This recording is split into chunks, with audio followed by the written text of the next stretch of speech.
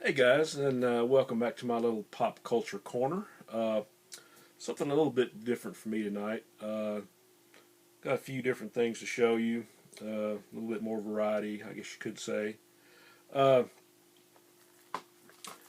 I found out that I had a few gift cards that I actually hadn't, you know, used up yet. I guess I hadn't spent all the money, but I found some Amazon cards and some Visa cards and stuff like that that actually had some credit left on. And so I said, well, I'll get on Amazon and, I order from Amazon every so often anyway. And I had something pre-ordered, which I will show you, which I'm really excited about.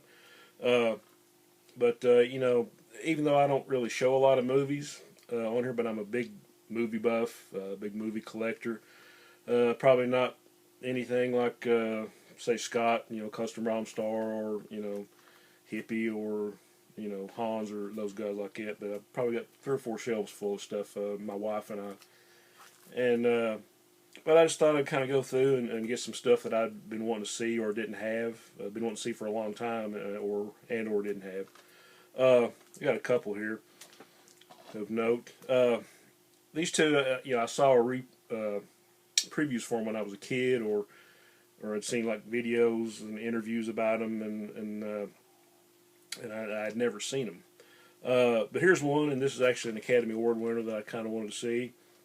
Midnight Cowboy with John Voight and Dustin Hoffman. And I found out this originally had an X rating, and they re-rated it to an R. And I'm sure most, of us old timers and maybe some of the younger guys that have seen this movie. And what I've seen, this is a classic, sort of a buddy movie. But this is one I've been wanting to see for a long time. And so I'll probably be digging in on that in the next few days. Another one that I really wanted to see, I've heard about it ever since I was a kid, and I never had seen it, and it's one that I wanted to see for years. And this is another classic, is Suspiria. One of Dario Argento's, I guess his probably crowning glory, I don't know. But this is like supposedly one of the scariest horror movies ever made. Of course, it was back in the 70s, and this is a special 2-disc edition. And it's got it's got all the TV spots and radio spots and theatrical trailers, but it's got interviews with Argento and the co-writer, cinematographer, composer, and the actresses or actors that were actually in this movie.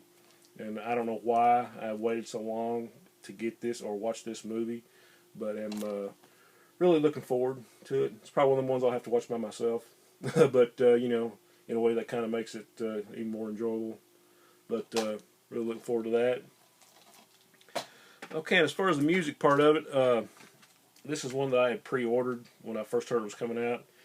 And I know we have some fans of this group.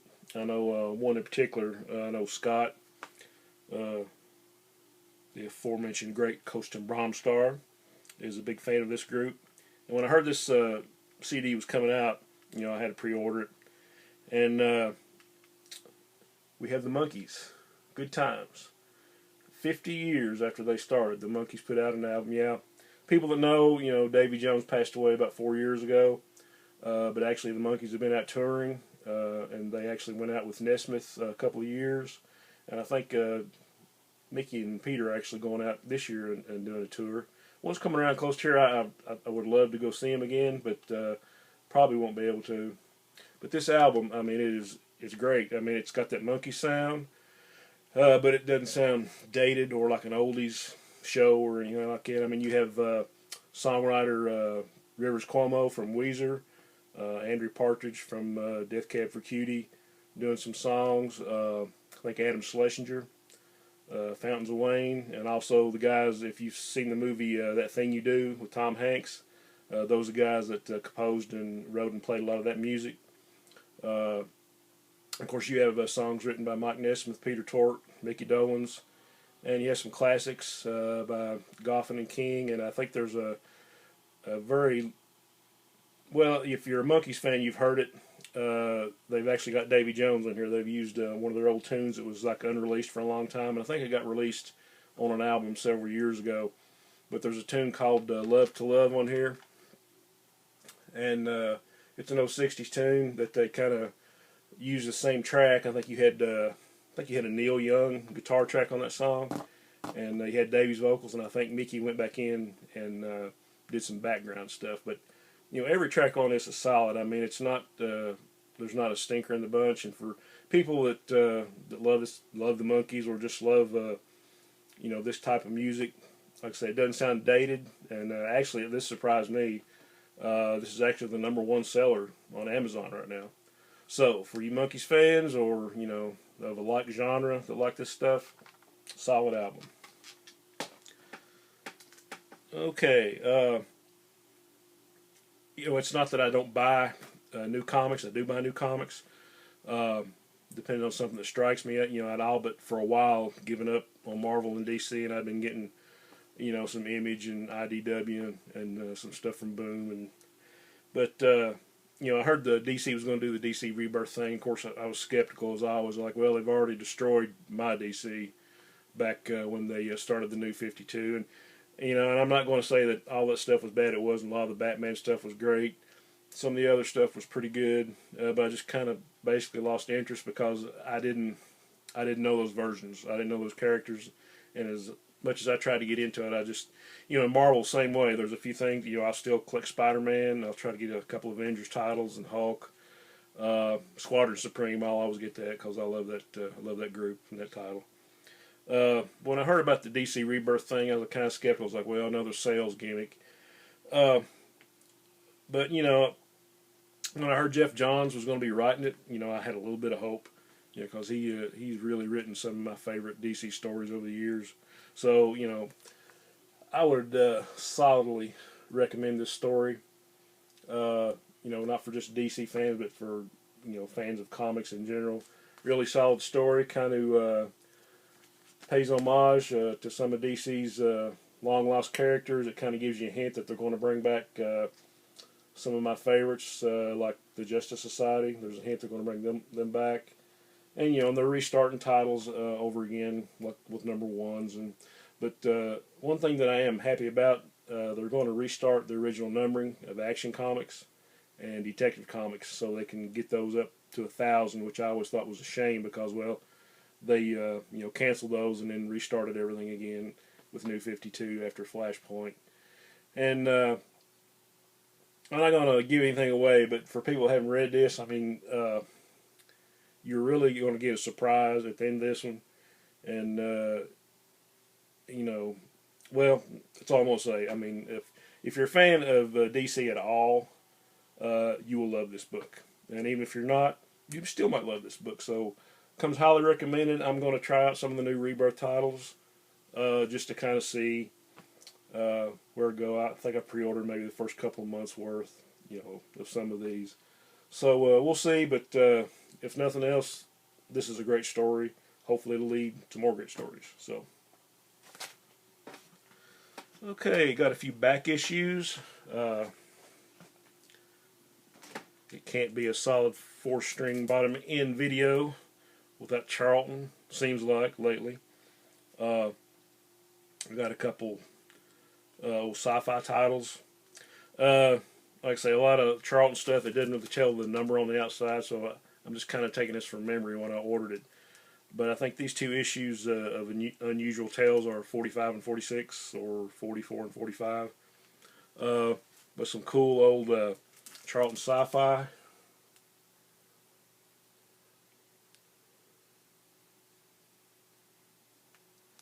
Unusual Tales.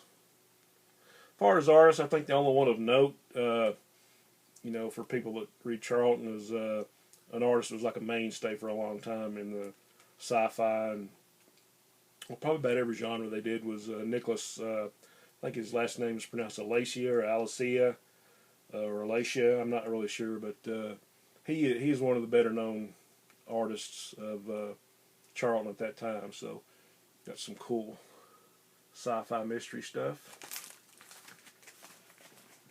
And another one I was really happy to get. up until a few years ago, I really didn't know Charlton had so many titles. And, of course, you know how I am about the horror stuff, but I've really kind of been getting into their sci-fi stuff too. And I found this beauty. Here is Outer Space #1. And this is I got a good deal on this, and this is a really beautiful copy. Probably a solid fine plus, and for Charlton, that's like saying very fine or near mint for some other comics. But you have a great Pat Boyette cover. Got a Pat Boyette story, some more Nicholas Alisea, and got a great Steve Ditko story in this one too. So Outer Space #1, probably in fine condition. And I got a little DC. More good stuff. I might have already had a copy of this, but if I do, it's ratty. Pretty sure. Anyway, well, I'm not really sure, but anyway, this is a better looking copy if I do have a ratty copy. So this is Witching Hour 22. All new stories, best in comics. And I think this is around the time, because for a while DC had the 52-page Giants for 25 cents, where they had like a new story and a couple reprints in the back. And I think they kind of lost a lot of money on that deal, so it took them like a year longer to go to a 20-cent cover price than it did Marvel. Still love all those books, but here is like the what the first DC 20-cent covers look like. So Witching Hour 22. More Witching Hour. Another great, looks like Nick Cardy cover, like the last one. Number 27. This is one I know I didn't have.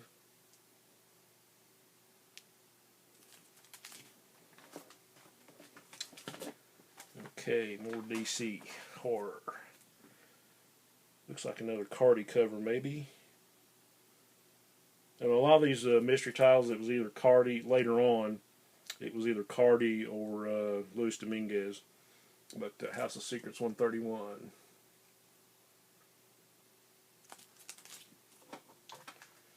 Okay, last two.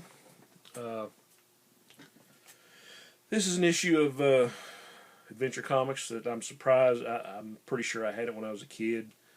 I was surprised when I looked back and I didn't have it, but I found a nice copy of this one. This is Adventure Comics 441. This is when Aquaman began as the lead feature. This is right after the Jim Aparo Spectre run, so this is the first issue of Aquaman before he got his own book back for a while. Great Jim Aparo art. I think Paul Levitz wrote this story. And in the back, I think in some of my older videos I kind of talked about this, but for probably 6, 7, 8 issues there was like a little serial in the back starring the 7 Soldiers of Victory. Again, for you old timers. And it was actually a story from the 40s by a writer named Joe Samachson or something like that. And I guess it was like in inventory, and they never did illustrate it. So like every chapter, they take like a different character. And for those of you who know who the 7 Soldiers of Victory are, then this is Ed and Grant Morrison's version. You have Star Spangled Kid and Stripesy. You have the Vigilante. You have the Crimson Avenger and Wing. You have the Shining Knight, and Green Arrow and Speedy, which is actually probably 8 soldiers. But anyway, they take like Star Spangled Kid and Stripesy in one chapter, the Crimson Avenger in another, Green Arrow in another, Vigilante in another. And I think the storyline was called The Land of Magic, or In the Land of Magic, with some great art. I think in this chapter had Ernie Chan doing the art on Star Spangled Kid and Stripesy, and it was kind of more of a cartoony look for Chan. Of course, everybody knows Chan did all the great Conan and Batman work and all the great covers for DC in the 70s. But a great little story. Just kind of lighten the mood up, I guess, after the Spectre and the seriousness of all that. So glad to have this one. I think this completes my Adventure Aquaman run, at least the Bronze Age part of it. So, and last but certainly not least, for you Batman fans, did Detective 471. And now as far as the writing, Steve Englehart actually started a couple issues before this. And I think Walt Simonson and Al Milgrom actually did those first 2 issues. But this is the first issue that Marshall Rogers illustrated. And this is probably one of my favorite Batman stories, this one. And the next issue where it reintroduced Hugo Strange. So I guess this is like Hugo Strange's his first appearance since the Golden Age. So you have a great Hugo Strange story. Took over Batman's identity. I think Robin reappears in this one, and I think this is the Hugo Strange boss Rupert Thorne story. So I don't think I ever had this as a kid. This is probably the only Marshall Rogers issue that I didn't have.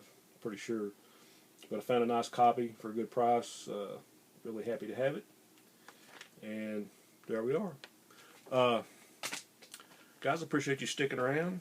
A little bit of variety this time, and hope you guys will have a great Friday, and we will see you soon. Onward and upward.